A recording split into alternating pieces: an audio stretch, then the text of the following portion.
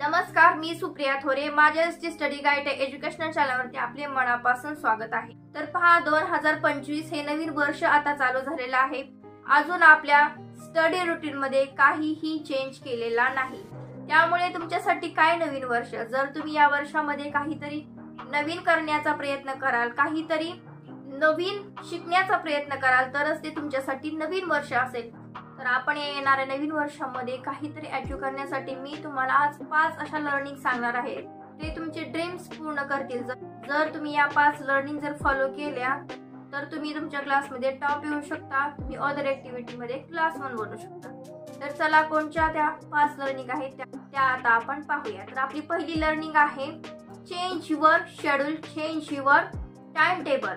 पहा, 2025 हे नवीन वर्ष चालू झालेलं आहे, तरी आपण अजून आपल्या स्टडी रुटीन मध्ये काहीही चेंज केलेला नाही. त्यामुळे तुमच्यासाठी काय नवीन वर्ष, जर तुम्ही या वर्षामध्ये काहीतरी नवीन करण्याचा प्रयत्न कराल, काहीतरी नवीन शिकण्याचा प्रयत्न कराल, तरच ते तुमच्यासाठी नवीन वर्ष असेल. नाहीतर त्याचा काय उपयोग. तुम्ही जर पहिलं शेड्यूल जर आता यूज करत असाल किंवा त्याच्यामध्ये काही चेंज करत नसाल तर तुमचा काही उपयोगच नाही. तर पहा मुलांना, तुम्हाला या नवीन वर्षामध्ये काहीतरी अचीव करायचं आहे, कुठल्या तरी ऍक्टिव्हिटी मध्ये फर्स्ट नंबर आणायचा आहे, किंवा तुमचं जे ड्रॉइंग मध्ये स्किल आहे ते तुम्हाला या वर्षामध्ये वाढवायचं आहे. तर मुलांना, त्या मुलांसाठी हा व्हिडिओ खूपच महत्त्वाचा आहे. त्या मुलांनी हा व्हिडिओ शेवटपर्यंत नक्की पाहायचा आहे आणि चॅनलला नक्की सबस्क्राईब करायचं आहे, कारण की खूप सारे एज्युकेशनचे व्हिडिओ या तुम्हाला चॅनलवरती पाहायला मिळतील. तर पहा, आपल्याला क्लासमध्ये टॉप करायचं आहे किंवा आपल्याला अदर ऍक्टिव्हिटी मध्ये टॉप बनायचं आहे, तर त्यासाठी आपल्याला काहीतरी नवीन अप्लाय करावं लागेल. आपलं जे जुनं शेड्यूल आहे त्यामध्ये काहीतरी अपडेट्स करावे लागतील. तर पहा, काय मुलांचा असा प्रॉब्लेम असतो की मला क्लासमध्ये टॉप बनायचं आहे, मी अभ्यास तर खूप करतोय परंतु मला माझे मार्क्स काही चांगले भेटत नाहीयेत. तर त्या मुलांसाठी काय आहे, त्या मुलांनी काय करायचंय, जे त्यांचं पहिलं स्टडीचं रुटीन होत आहे ते चेंज करायचं आहे. काय मुलांना काय होतं, शेड्यूल बनवण्यात ते खूप चुकतात आणि त्यामुळे त्यांचा अभ्यासाकडे लक्ष जात नाही.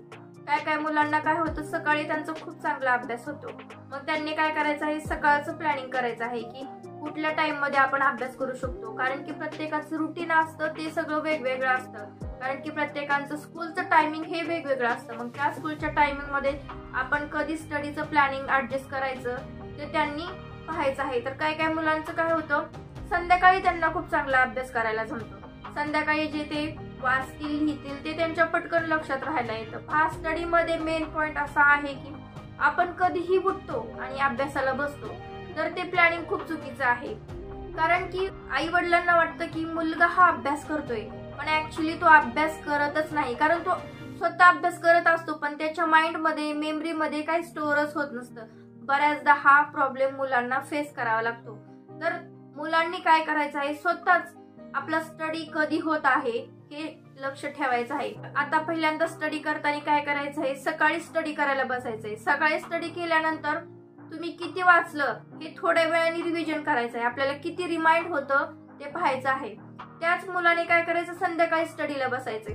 संध्याकाळी आपण स्टडीला बसल्यानंतर आपल्याला किती ते मेमरीमध्ये स्टोअर होतं, आपण किती मेमरीमध्ये रिमाइंड करू शकतो हे पाहायचं आहे.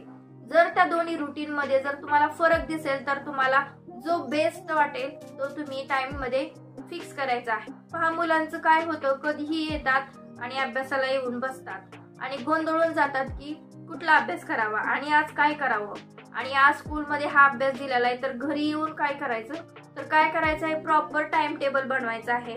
यामध्ये मी घरचा अभ्यास करणार, यामध्ये स्कूलचा अभ्यास करणार, यामध्ये मी अदर ऍक्टिव्हिटीज करणार, यामध्ये मी खेळणार. तर असं पूर्ण शेड्यूल आपण स्वतः बनवायचं आहे किंवा आपल्या मम्मीला ते बनवून द्यायला सांगायचं आहे. तर बऱ्याचदा काय होतं, अभ्यास, स्कूल, क्लासेस यामध्ये काय होतं, मुलांच्या अदर ऍक्टिव्हिटीज आपण घेत नाहीत. त्या म्हणजे काय मुलांना ड्रॉइंग खूप छान काढायला येत असते, काय मुलींना रांगोळी वगैरे खूप छान काढायला येत असते. ओके, काय मुलांना बास्केटबॉल, असे खूप अदर ऍक्टिव्हिटीज मध्ये खूप इंटरेस्ट असतो. तर आपण काय करायचं, आपल्याला जो इंटरेस्ट असेल त्यामध्ये आपण थोडासा टाइम दिला पाहिजे. कारण की सारखा अभ्यास, स्कूल आणि क्लासेस यामध्ये भरकटून जातो आपण, आणि थोडंसं खेळल्यानंतर, थोडीशी एन्जॉयमेंट केल्यानंतर आपलं माइंड पण फ्रेश होऊन जातं आणि आपण फ्रेश राहतो. पहा, ज्या वेळेस आपण पालेभाज्या वगैरे आणलेल्या असतात मार्केटवरून, त्या जर आपण स्वच्छ पाण्याने धुतल्या तर किती फ्रेश दिसायला लागतात. तसंच आपलं पण होतं, ज्यावेळेस आपण स्कूल आणि क्लासेस मधून थकून येतो त्यावेळेस आपणही फ्रेश होतो आणि फ्रेश झाल्यानंतर आपल्याला पण किती फ्रेश झाल्यासारखं वाटतं. तसंच सारखं स्टडी करून माइंड मध्ये जे डिप्रेशन आलेलं असतं ते खेळातून खूप आपण रिलॅक्स होऊ शकतो. त्यामुळे मुलांना अदर ऍक्टिव्हिटी पण आपण केल्याच पाहिजेत. पहा, स्कूल मध्ये पण आपल्याला एक स्पोर्ट डे म्हणून एक दिवस ठरवलेलाच असतो. त्यामध्ये तुम्हाला वेगवेगळ्या प्रकारचे खेळ शिकवले जातात. तर त्याचं रिझन तेच असतं की सारखं मुलांना स्टडी अभ्यास तेच करून मुलांना खूप कंटाळा येतो आणि त्यामुळे रिलॅक्सेशन खूप महत्वाचं आहे. त्यामुळे एक स्पोर्ट डे म्हणून ठेवलेला असतो आणि तो तुमच्यासाठी खेळासाठी खूप महत्वाचा असतो. हा स्कूल एक असं ठिकाण आहे की तिथं आपल्या वेगवेगळ्या ऍक्टिव्हिटींना प्रोत्साहन दिलं जातं. तुम्ही जर स्टडी मध्ये खूप हुशार असाल तर तुम्हाला वेगवेगळे एक्झाम्स वगैरे द्यायला परवानगी असते, किंवा तुम्ही खेळात खूप हुशार आहात, तुम्ही टॅलेंटेड आहात तर तुम्हाला स्पोर्ट मध्ये पण तिथूनच तुम्हाला एक संधी दिली जाते, किंवा अदर ऍक्टिव्हिटी मध्ये तुम्ही खूप फास्ट आहात तर तुमच्या स्कूल मधूनही तुम्हाला प्रोत्साहन दिले जाते. त्यामुळे तुमचं काय टॅलेंट आहे ते तुम्ही स्वतः ओळखायचं आहे आणि आपलं ते अपडेटिंग करत राहायचं आहे आणि आपले गोल अचीव करायचं आहे. आपलं दुसरं लर्निंग आहे set your focus on your target. तर पहा, आपण आपल्या स्कूलमध्ये प्रयोग करतो, बऱ्याच मुलांनी हा प्रयोग केला पण असेल आता. तर काय करतो आपण, एक खाली पेपर ठेवतो आणि त्या पेपरवरती एक काडी पेटीची काडी ठेवतो, ओके, आणि हातामध्ये एक मॅग्निफाइंग ग्लास, आपल्याला मॅग्निफाइंग ग्लास माहित आहे, काचेसारखा गोल राऊंड सारखा तो असतो आणि त्याला स्टिक असते पाठीमागं अशी हातात पकडायला. तर ते आपण काय करतो, कागदावरती अशी धरतो आणि जिथून सूर्यप्रकाश येतो, ज्या ठिकाणी सूर्याची किरणं येतात तिथे आपण तो मॅग्निफाइंग ग्लास असा पकडत असतो, जेणेकरून सूर्याची किरणे ते मॅग्निफाइंग ग्लासवरती पडली पाहिजेत.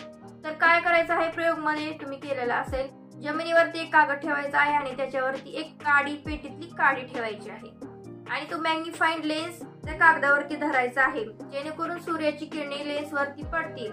लेन्सवरती सूर्यकिरणे पडल्यानंतर एका ठिकाणी ते येतात आणि त्यातून एक सनरेज बाहेर निघते आणि ती त्या कागदाच्या ठेवलेल्या काडीवरती पडते. त्याने काय होतं, ती काडी पेट धरते आणि तो कागद पेटायला लागतो.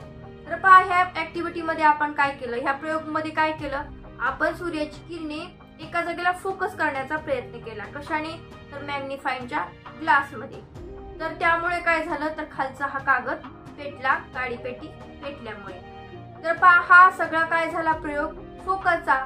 तर तुम्हाला शाळेमध्ये पण शिकवलं जातं, ज्यावेळेस आपण एकाच ठिकाणी फोकस करतो तर ती गोष्ट आपल्याला मिळते. प्रयोगचा शेवटी आपल्याला उद्देश लिहायचा असतो. तर उद्देश काय होतो ह्याच्यामधून, सूर्याची किरणे मॅग्निफाइंग ग्लासवर येऊन पडतात, तिथे एकत्रित होतात आणि त्यामुळे खाली जे ठेवलेला कागद आहे तो पेट धरतो. तर हा मेन त्याचा उद्देश होता. पण मेन उद्देश हा झाला शालेय उद्देश. पण आता आपल्यामध्ये हा उद्देश काय आहे, फोकस. तर आपण फोकस केल्यामुळे तो कागद पेटला. तर एका ठिकाणी ज्या वेळेस आपण फोकस करतो त्यावेळेसच तो कागद पेटला जातो.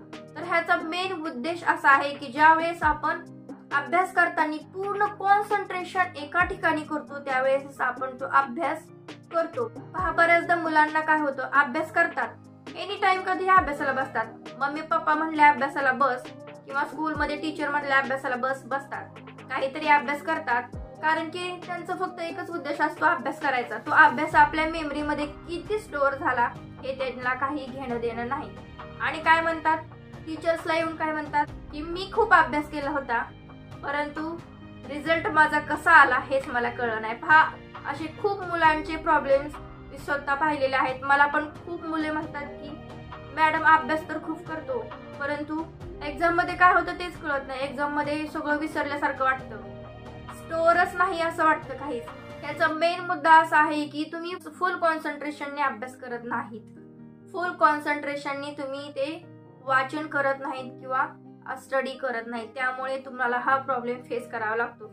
त्यासाठी फोकस ऑन युअर टार्गेट, तुम्हाला काय टार्गेट आहे त्याच्यावरती फुल फोकस करायचा आहे आणि त्या फोकसने तुम्ही अभ्यासाला बसायचं आहे. पहा, कसं काय मिळणार नाही ते तुम्हाला कळेल, ते मिळणारच का, तर तुम्ही फुल कॉन्सन्ट्रेशनने अभ्यासाला बसलेला आहात. तुमचं एमच काय आहे की स्टडी करायचं आहे आणि स्टडी शिवाय मी कोणत्याही गोष्टीकडे लक्ष देणार नाही, तरच तुम्ही स्टडी चांगल्या प्रकारे करू शकता आणि चांगले मार्क्स मिळवू शकता। तर आपलं थर्ड लर्निंग आहे व्हॅल्यू ऑफ टाइम। आजकालची मुले ही टाइमला जास्त व्हॅल्यूज देत नाही, काहीतरी अभ्यास करायचा म्हणून थोडाफार करतात आणि खेळायला निघून जातात। जो स्कूलमध्ये स्टडी दिलेला आहे तो काय ते घरी करत नाहीत आणि टीचर्सला काय म्हणतात की मला टाइम मिळाला नाही म्हणून मी आज काही स्टडी केला नाही। तर बऱ्याचदा असं होत राहतं आणि त्यामुळे काय होतात, मुलांना अभ्यासाचा कंटाळा यायला लागतो आणि मुले अभ्यासापासून दूर व्हायला लागतात। तर त्यामध्ये काय करायचं, हे टाइमला तुम्ही जास्त व्हॅल्यू द्या। ज्या वेळेस तुम्ही स्कूलमधून येता त्यावेळेस फ्रेश होता, तुमचे काय अदर ऍक्टिव्हिटी असेल ते करता आणि त्यामध्ये स्टडीला तरी थोडाफार वेळ द्यायला शिका। पहिला 1 तास द्या, नंतर 2 तास द्या। जसं तुमचं एजिंग वाढेल, जसं तुमचं 1 2 3 4 5 असे क्लासेस वाढत जातात, तसं स्टडीचंही तुम्ही टाइम टेबल वाढवत जावा की एवढा तास मी अभ्यास करणार, एवढा तास बसणार, एवढ्या वेळेस अदर ऍक्टिव्हिटी करणार। ज्यावेळेस तुम्ही टाइमला जास्त व्हॅल्यू द्याल, त्या टाइममध्ये मी हेच केलं पाहिजे, ह्या टाइममध्ये मी ही ऍक्टिव्हिटी केली पाहिजे, तरच तुम्ही व्यवस्थित स्टडी करू शकाल। जर तुम्ही टाइम टेबल नुसतं बनवून ठेवाल आणि त्या टाइमनुसार जर वागतच नसाल किंवा काही स्टडीज करत नसाल तर त्या टाइम टेबल बनवण्याचा उपयोगच होणार नाही। तुम्हाला ते स्वतःला शेड्यूल फॉलो करावं लागेल, तरच तुम्ही काहीतरी अचीव करू शकता, क्लासमध्ये टॉप येऊ शकता किंवा तुमच्या अदर ऍक्टिव्हिटीमध्ये तुम्ही इंटेलिजंट बनू शकता। त्यामुळे टाइमला व्हॅल्यू देणं हे खूप महत्त्वाचं आहे। पहा आपली चौथी लर्निंग आहे respect for peoples, teachers and parents. हा संस्कार हे लहान वयातच लावावे लागतात, कारण की लहान वयातच आपण त्यांना घडवू शकतो। पहा ज्यावेळेस आपण एखादी मूर्ती बनवत असतो त्यावेळेस मूर्ती बनवताना मूर्ती काय करत असतो, त्या मूर्तीला वेगवेगळे शेप्स देत असतो, वेगवेगळे त्याला आकार देत असतो आणि त्याला कलर वेगवेगळ्या मोत्यांनी मण्यांनी त्याला सजवल्यानंतर ती किती अट्रॅक्टिव्ह मूर्ती दिसते, किती सुंदर ती मूर्ती पाहायला पण छान वाटते आणि त्यावेळेस ती परफेक्ट एक मूर्ती तयार झालेली असते। तसंच काही आपलं पण आहे, आपण ज्यावेळेस लहान असतो त्यावेळेसच आपले संस्कार खूप महत्त्वाचे असतात, कारण की या वयातच आपण संस्कार हे शिकू शकतो की आपल्या आई वडिलांसोबत आपण कसं वागलं पाहिजे, स्कूलमध्ये गेल्यानंतर सर्वच टीचर सोबत कसं वागलं पाहिजे किंवा आपण बाहेर जर वावरत असाल, बाहेर स्कूलला वगैरे जात असाल तर अदर पीपल सोबत पण कसं वागलं पाहिजे हे आपण ह्याच वयात शिकून घेतलं पाहिजे। जसं की मूर्ती तयार करतानाच त्या मूर्तीला वेगवेगळे शेप्स दिले जातात, तसेच मुलांना पण याच वयामध्ये संस्कार दिले जातात। त्यामुळे रिस्पेक्ट दुसऱ्याची करणं खूप महत्त्वाचं आहे। याच वयामध्ये मुलांना आपण चांगले संस्कार देऊ शकतो। जर आपण याच वयामध्ये चांगले संस्कार घेतले नाहीत तर आपण वेगळ्या वळणाला जाऊ शकतो, हे आपल्याला स्वतःला पण कळलं पाहिजे, हे खूप महत्त्वाचं आहे। त्यामुळे आपण आपल्या घरातील पॅरेंट्स सोबत, आपल्या घरातील इतर व्यक्तींसोबत कसं वागलं पाहिजे, टीचर सोबत कसं वागलं पाहिजे हे शिकून घेणं खूप महत्त्वाचं आहे। त्यामध्ये बाल संस्कार हे खूप महत्त्वाचे आहे। त्यामुळे चांगल्या सवयी लागून घ्या, चांगल्या हॅबिट्स स्वतःला लागून घ्या, ज्या बॅड हॅबिट्स आहेत ते सोडून देण्याचा प्रयत्न करा। तर पहा मुलांना, बॅड हॅबिट्स हे आपल्याला लगेच ऍक्सेप्ट होतात, परंतु जे गुड हॅबिट्स असतात ते आपण इग्नोर करत राहतो। चांगल्या सवयी कधीही लागायला खूप वेळ लागतो आणि वाईट सवयी ह्या लगेच लागतात। त्यासाठी ज्या वाईट सवयी आहेत त्या इग्नोर करायला शिका आणि जे चांगलं आहे तेच घ्यायला शिका। म्हणजे बॅड हॅबिट आपल्याला इग्नोर करायचं आहे आणि गुड हॅबिट्स आपल्याला ऍक्सेप्ट करायचं आहे, त्यानुसार आपल्याला चालायचं आहे। त्यासाठी चांगल्या सवयी लागून घ्या, टीचरचं रिस्पेक्ट करायला शिका, टीचर सोबत एक फ्रेंड सारखं वातावरण निर्माण करा। जर तुम्हाला कुठले डाऊट्स असतील, तुमच्या मनामध्ये काही पॉइंट्स असतील जे तुम्हाला येत नाहीत, ते टीचरला सारखं विचारत जावा। टीचर सोबत एक फ्रेंडली रिलेशनशिप बनवायचा प्रयत्न करत राहा, तुमचे डाऊट्स क्लिअर करत राहा। जर तुम्ही घरी असाल, तुम्हाला जर काही जमत नसेल तर आपल्या पॅरेंट्सला विचारत राहा। पहा अशाने काय होतं, आपल्या मनातील डाऊट्स हे क्लिअर होतात आणि आपण खूप आनंदित राहू शकतो। काय काय मुलांना अशी सवय असते की मी कसं टीचर्सला विचारू आणि ते डाऊट्स तसेच मनात घेऊन राहतात आणि काय प्रॉब्लेम होतो, बरोबर तोच डाऊट तोच प्रॉब्लेम एक्झाम मध्ये येतो आणि तो मुलांना सॉल्व्ह करायला खूप प्रॉब्लेम येतात। त्यामुळे जे डाऊट्स असतील ते क्लिअर करण्याचा प्रयत्न करत राहा। आणि आपली शेवटची आणि 5वी लर्निंग आहे बिलीव्ह इन युअर सेल्फ। हा खूप मुलांमध्ये काय होतं की स्वतःचाच विश्वास स्वतःवर नसतो की मी हे अचीव करू शकतो, हा खूप मोठा ड्रॉबॅक आहे याच्यामध्ये। पहा खूप मुले अभ्यास तर करत असतात, खूप मुले आपल्या अदर ऍक्टिव्हिटी मध्ये टॉपवर असतात, परंतु ज्यावेळेस ते एक्झाम्सला बसतात त्यावेळेस ते खूप घाबरून जातात आणि त्यांना असं वाटतं की मी या एवढ्या एका वर्षामध्ये काहीच केलं नाही आणि पेपर्स लिहिताना ते खूप माइंडलेस होऊन जातात, खूप पॅनिक होतात, त्यामुळे ते एक्झाम्स व्यवस्थित घेऊ शकत नाहीत. हा खूप आणि खूप स्टुडंटचा 95 स्टुडंटचा हा मेन ड्रॉबॅक आहे. फॉर एक्झाम्पल, ज्यावेळेस आपण खूप चांगल्या प्रकारे फुटबॉल खेळत असतो आणि आपली खूप चांगल्या ठिकाणी सिलेक्शन झालेले असते आणि आपल्याला त्या ठिकाणी जायचं असेल, तर त्यावेळेस मुलं खूप पॅनिक होतात. ग्राउंडवरती गेल्यानंतर कसं खेळावं ते काय काय मुलांना लवकर समजत नाही आणि त्यामुळे हारण्याचं कारण तेच फक्त मेन असतं की त्यांना कसं खेळावं आणि काय करावं हे समजत नाही. आणि काय काय मुलांचं सेम तसं होतं. एक्झामच्या वेळेस ते एक्झाम हॉलमध्ये जातात परंतु पूर्ण ब्लँक असतात. त्यांना एका वर्षामध्ये केलेला अभ्यास अजिबात आठवत नाही. पूर्ण आणि पूर्ण ते ब्लँक होऊन जातात आणि क्वेश्चन्स बघून ते पॅनिक व्हायला लागतात आणि एक्झाम मध्ये ते लिहू शकत नाहीत. हा खूप आणि खूप मोठा ड्रॉबॅक आहे मुलांविषयी. खूप मुले अशा गोष्टी फेस करतात. तर त्यासाठी काय करायचं आहे, स्वतःवर एक विश्वास ठेवायचा आहे की मी हे करू शकतो. पहा, ज्या वेळेस आपण स्वतःचा आत्मविश्वास हा स्वतःच वाढवेल, अदर आपले टीचर्स, आपले पॅरेंट्स तर वाढवतच असतात की तू करू शकतो आणि तू केलंच पाहिजे. पण हा आत्मविश्वास स्वतःमध्ये पण असला पाहिजे की मी एक्झाम मध्ये खूप चांगल्या प्रकारे लिहून यावर्षी मी क्लासमध्ये फर्स्ट येऊ शकतो किंवा बोर्ड एक्झाम मध्ये मी टॉप करू शकतो. खूप मुलांचा हा आत्मविश्वास असला पाहिजे. हा आत्मविश्वास कधी आपण वाढवेल, ज्या वेळेस आपण स्वतःला हे वारंवार सांगू शकतो की मला हे करायचं आहे, मला क्लासमध्ये फर्स्ट यायचंच आहे आणि त्यासाठी मी किती अभ्यास केला पाहिजे आणि तो कसा केला पाहिजे हे खूप महत्वाचं आहे. आजकाल मुले स्टडी खूप करतात परंतु हे प्रॉब्लेम त्यांना फेस करता येत नाही. ते प्रॉब्लेम हे आपण स्वतः फेस केले पाहिजे.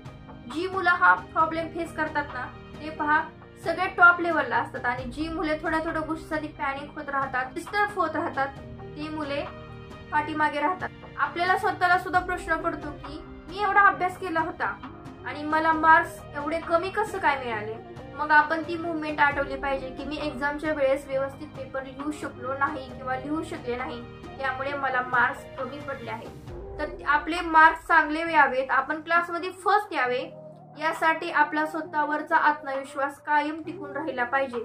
त्यासाठी स्वतःचं माइंड फ्रेश ठेवा आणि सतत स्वतःला हे सांगत राहा की मला हे करायचं आहे, मला 10th क्लासमध्ये 95% घ्यायचेच आहेत. हे स्वतःला तुम्ही सांगायचं आहे आणि त्यानुसार तुमचं प्लॅनिंग चालू ठेवायचं आहे. त्यासाठीच आज मी हा व्हिडिओ बनवलेला आहे की तुम्ही तुमच्या नवीन वर्षामध्ये काय अचीव्ह करायचं आहे, तुम्हाला या नवीन वर्षामध्ये काय वेगळं करायचं आहे. त्यासाठी आपण हे आज 5 लर्निंग्स घेतलेल्या आहेत. जर तुम्ही या वर्षामध्ये ह्या 5 लर्निंग्स जर फॉलो केल्या तर अवश्य तुम्हाला तुमचे ड्रीम्स मिळतील आणि तुम्ही तुमच्या क्लासमध्ये नक्की फर्स्ट याल. आय होप मी जे तुम्हाला आज या व्हिडिओमध्ये 5 पॉइंट सांगितलेले आहेत ते तुम्हाला समजले असतील आणि तुम्ही जे ते फॉलो करत असाल तर तुमची जी पण ड्रीम आहे, तुमची जी स्वप्न आहे ते तुम्हाला मिळो. माझी शुभकामना तुमच्या बरोबर आहेत. All the very best you guys. Thank you so much.